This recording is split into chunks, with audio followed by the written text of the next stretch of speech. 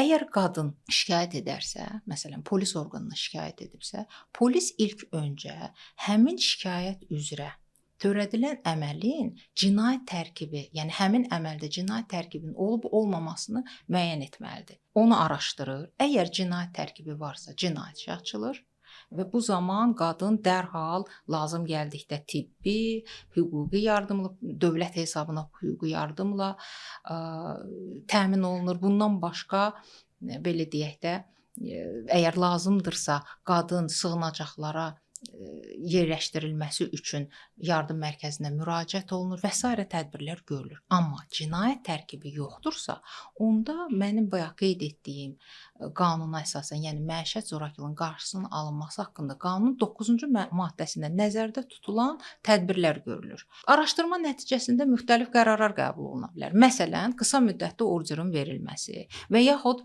uzun müddətli orderin verilməsi üçün məhkəməyə müraciət edilməsi. Bundan başqa hansı qərar ola bilər? Tutaq ki, bayaq dediyim kimi qadının sığınacağa yerləşdirilməsi üçün yardım mərkəzinə müraciət edilməsi və s.